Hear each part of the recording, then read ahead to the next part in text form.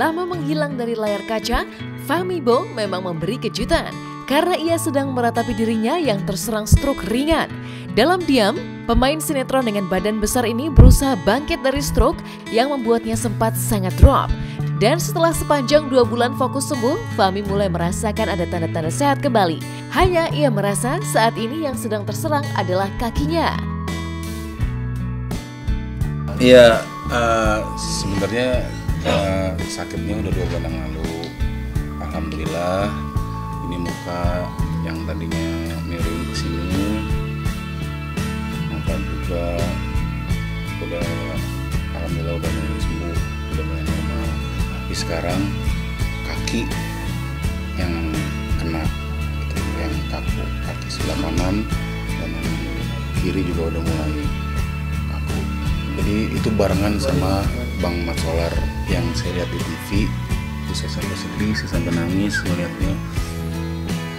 Kok sama gitu sama saya yang saya alamin. Fahmi memang tidak pernah menyangka akan terkena serangan stroke. Bahkan hingga sehari setelah gejala stroke menjalar ke wajah, ia masih belum menyadari. Fahmi baru benar-benar percaya bahwa tubuhnya sedang digerogoti stroke setelah sang istri memberitahu. Itu pun ia masih enggan untuk mempercayai sehingga tidak langsung dibawa ke dokter.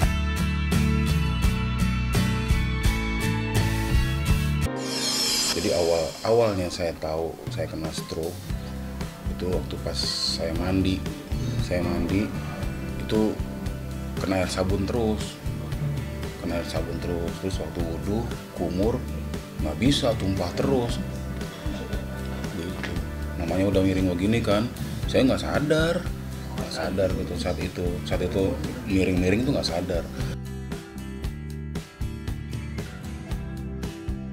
Ngedip pun susah, jadi melek terus mata yang kanan itu nggak bisa, gini nggak bisa.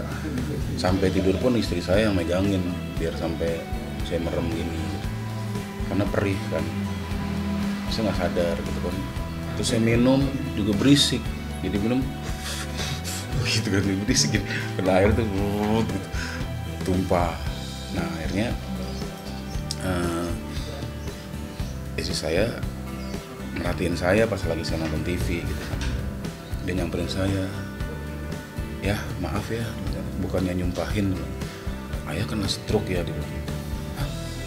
Stroke? Ibu perhatiin dari jauh, mata yang kanan nggak ngedip-ngedip, cuman kiri aja gitu. Cuman emang saya perih, tuh pas angin saya udah kena angin tuh udah aduh gitu kan.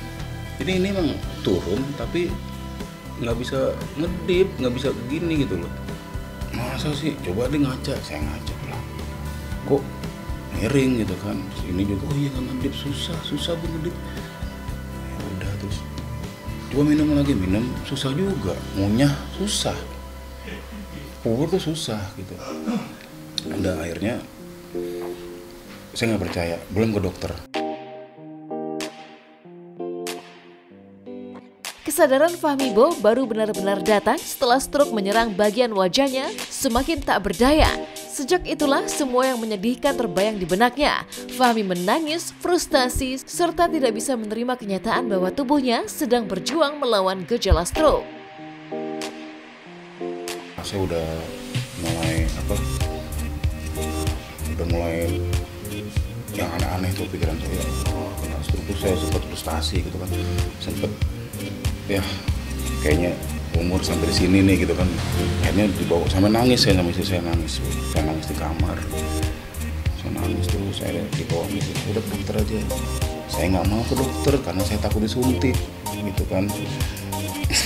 Saya nggak takut sama dokter gitu, makanya dipaksa sama istri saya. Akhirnya ke dokter lah.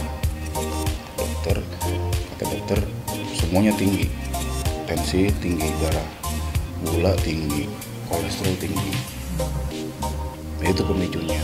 Di samping saya ada pikiran gitu, pikiran stres.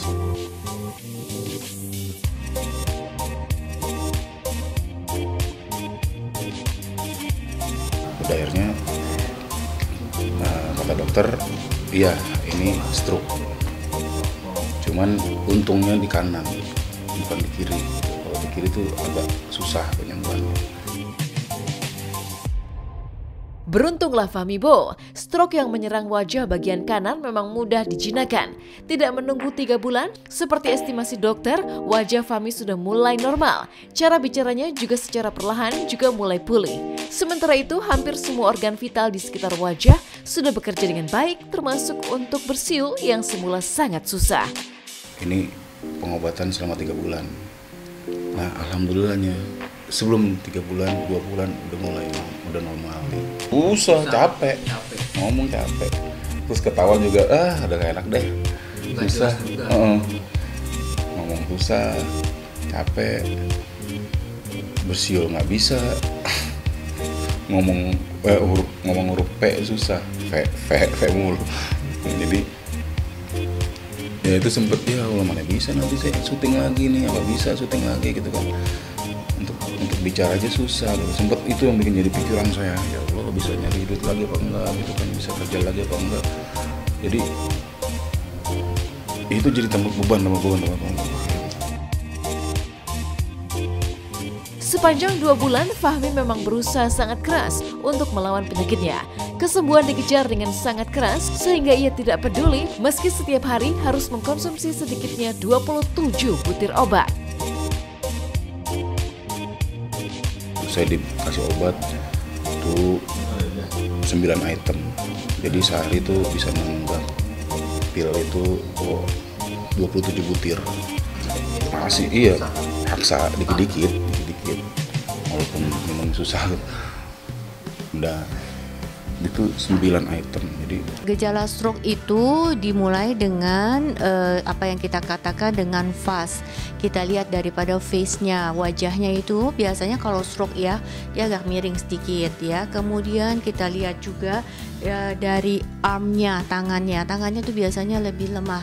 Ya kita merasa ada bagian daripada tubuh kita yang lebih bodoh daripada sebelumnya. Dalam arti kata harusnya bergerak, dia itu lebih lambat bergerak atau mungkin tidak bisa bergerak. Yang dalam bahasa kedokteran itu disebut dengan paralisis. Sesegera mungkin kalau ada tanda-tanda seperti itu kita bawa ke dokter. Kenapa? Karena pada stroke itu ada yang dikatakan dengan golden period. Golden period itu adalah waktu yang diperlukan untuk recovery dengan segera ya. Kabar serangan stroke yang dialami Fahmi Bo akhirnya menyebar. Meski selama 2 bulan ia berusaha menyembunyikan, kini semua sahabatnya sudah tahu dan satu demi satu datang mengunjunginya. Termasuk teman-teman lamanya saat mereka tampil dalam sebuah sinetron populer. Maka berikut ini suasana haru saat Fahmi dijenguk para sahabat.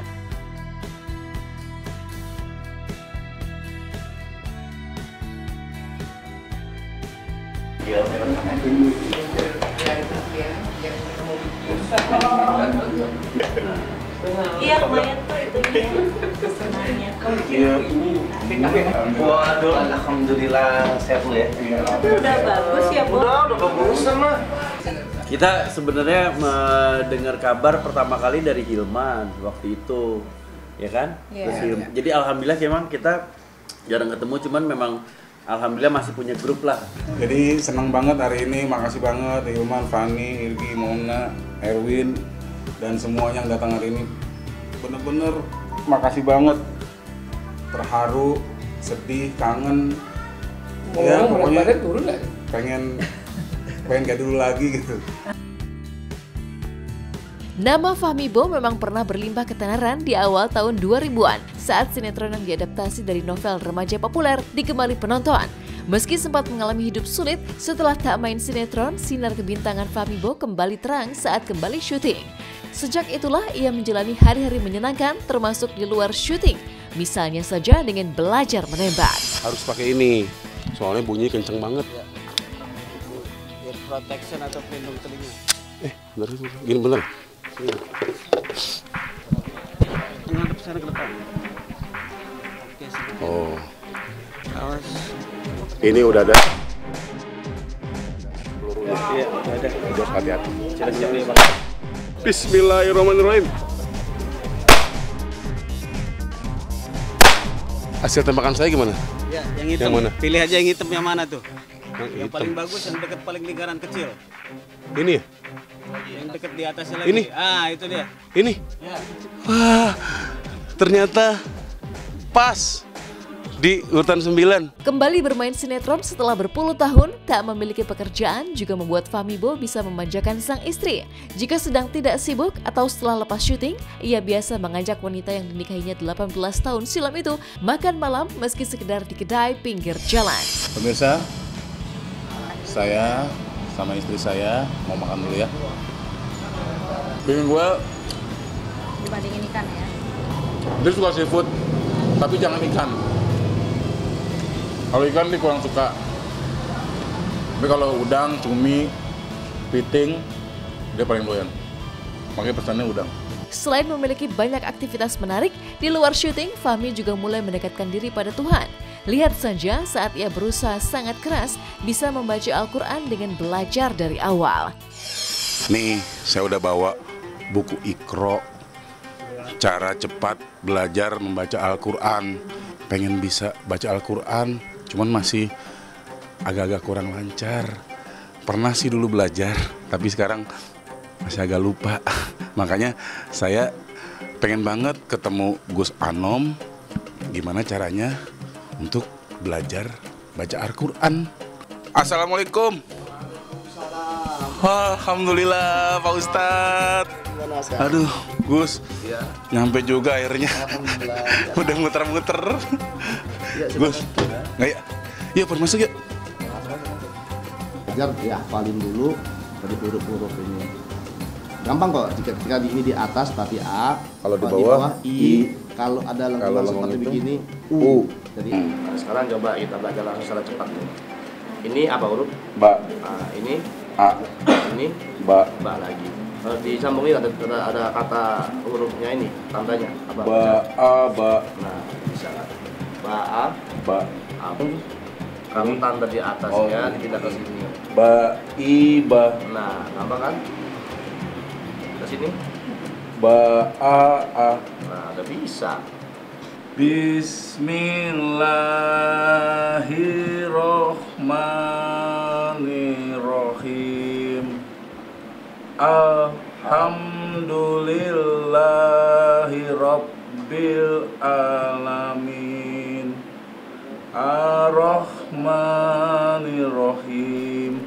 Maliki yaumiddin. Iyyaka na'budu wa iyyaka nasta'in. Ihdinas siratal mustaqim.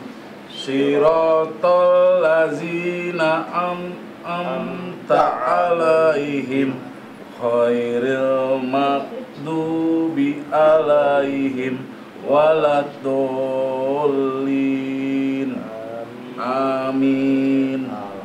Maka begitulah, kehidupan Fahmi Bow agaknya selalu berada dalam pasang surut yang dramatis. Pernah populer, kemudian hidup susah, Fahmi menemukan ketenarannya kembali.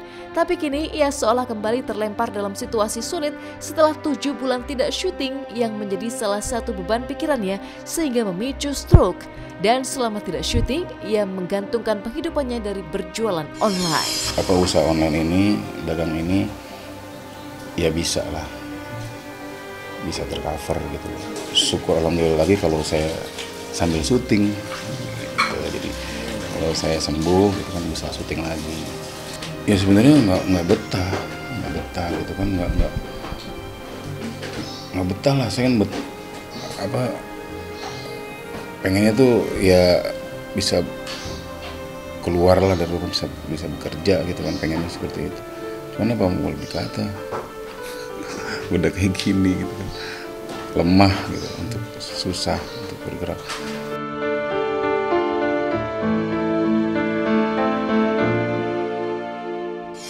Dia punya suami,